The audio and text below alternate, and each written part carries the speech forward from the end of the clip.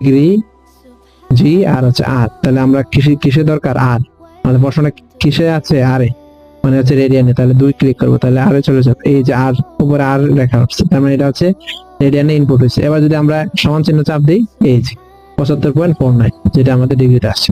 এবার এই ডিগ্রিটাকে যদি আমরা হচ্ছে মিনিট সেকেন্ডে যদি প্রকাশ করতে চাই, সিম্পল, আমরা হচ্ছে এই বাটনটাতে ক্লিক করবো, দেখবো হচ্ছে এটাকে একদম ভাগ করে দিব, এই যে ভাগ করে দিচ্ছি। তার মানে 75.49 ডিগ্রিকে আমরা যদি মিনিট সেকেন্ডে ভাগ করি, তাহলে হচ্ছে এটা মান আসে 75 ডিগ্রি 29 মিনিট 55.14 সেকেন্ড।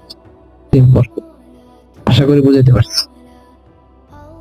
এই ক্যালকুলেশনটার মাধ্যমে কিন্তু আমরা আরেকটা জিনিস বুঝতে পারছি যে যে কোনো একটা ডিগ্রিকে আমরা যদি মিনিট সেকেন্ডে প্রকাশ করি ক্যালকুলেটরের মাধ্যমে, সিম্পল, এখানে ক্লিক করলেই এটা চলে আসবে, এখানে ক্লিক করলে।